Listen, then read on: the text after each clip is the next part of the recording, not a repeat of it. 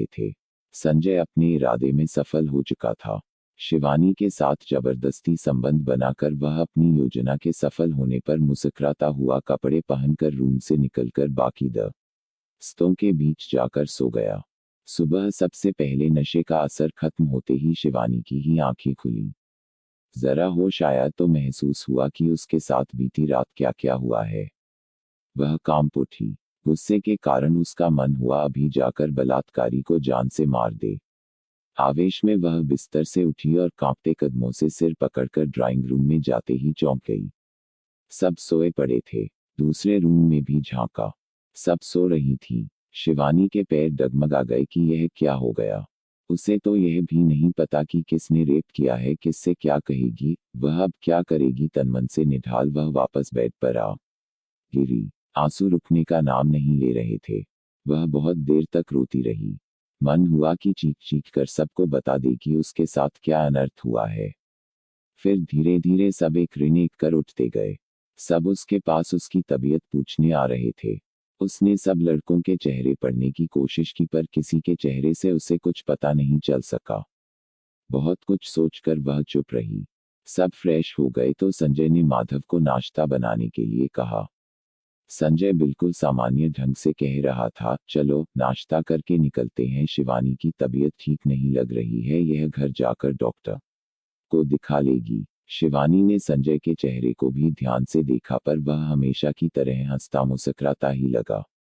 शिवानी को सुस्त देखकर सबको उसकी चिंता हो रही थी। मन ही मन कल्पती शिवानी वापस घर आ गई। शिवानी को छोड़ने सबसे पहले सब उसी के घर आए।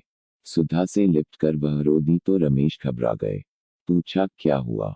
तबीयत तो ठीक है, रमन ने कहा। अंकल, कल रात ही इसकी तबीयत खराब हो गई थी। अरे क्या हुआ? फोन क्यों नहीं किया? पापा, मैं जल्दी सो गई थी, सिर भारी था। उद्धरण उद्धरण। सुधा परेशान हो गई। चल डॉक्टर को दिखा लेते हैं।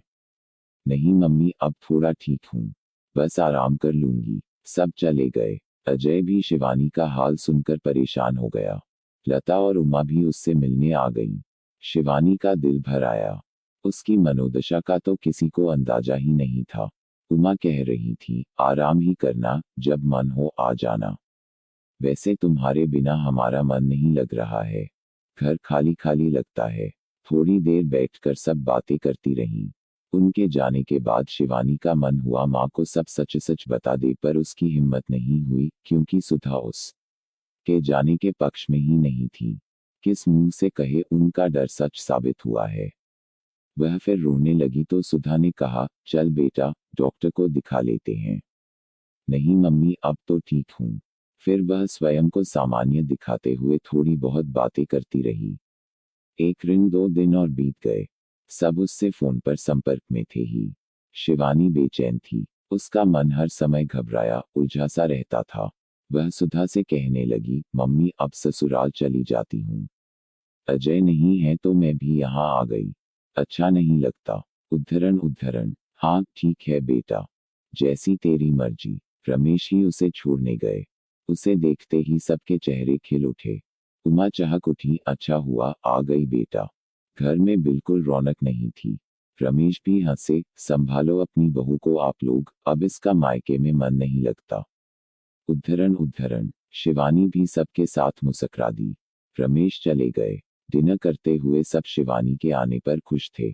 यह सबने साफ साफ महसूस किया पर उमा ने उसे टोक भी दिया, बेटा जब से आए हो तब से मुंह उतरा हुआ है, अभी तक तबीयत ठीक नहीं लग रही है क्या? उद्धरण उद्धरण। नहीं माँ, ठीक है। विनय ने गौतम से कहा, भैया अजय का टुआ अब कम ही रखना, नहीं तो बहू ऐसे ही उदास रहेगी, या इसे भी आगे से साथ ही भेजना। हाँ यह ठीक रहेगा। अगला पूरा हफ्ता शिवानी अपने साथ घटी घटना को भूलने की नाकाम कोशिश करती रही। अपने को काम में उलझाए रखती पर उस रात को भूलना बहुत मुश्किल था और सबसे बड़ी बात थी इस अपराध बोध के साथ जीना कि उसने यह बात सबसे छिपा ली। वह किसी से यह बात शेयर करना चाह रही थी पर किससे करे यह समझ नहीं आ रहा था। अपनी मम्मी को बताना चाहती थी पर उसने उनकी बात नहीं सुनी थी, इसलिए हिम्मत नहीं हो रही थी। अजय आ गया तो सबके चेहरे खिल उठे। लता ने कहा, देखो मेरी बहू कितनी उदास रही। अब जल्दी कहीं मत जाना। अजय ने शिवानी को देखा। उसकी आंखों में आंसू झिलमिला रहे थे। उसने तो इन आंसुओं को इतने दिन की दूरी ही समझा। रात को एकांत में अजय के सीने पर सिर रखकर शिवानी बुरी तरह फाफक पड़ी। अजय परेशान हो गया, मेरे पीछे तुम्हें कोई परेशानी हुई है क्या? उद्धरण उद्धरण, नहीं नहीं ऐसा तो कुछ नहीं है। एक बारगी तो शिवानी का मन हुआ इतने प्यार करने वाले पति से कुछ न छिपाए पर अंजाम सोचकर सिहर गई। अजय ने उसके रोने को फिर अपना जाना ही समझा। कुछ दिन और बीते। शिवानी मन ही मन घुटती रही। वह चाह कर भी किसी से हंस बोल नहीं पा रही थी।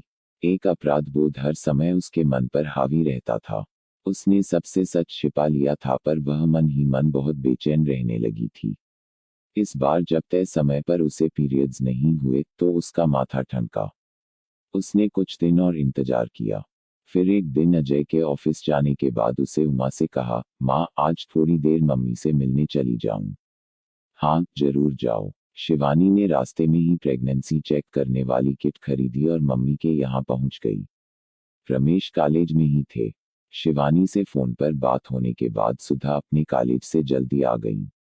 शिवानी का उतरा चेहरा देख परेशान हुई। क्या बात है बेटा, तबीयत फिर खराब है क्या?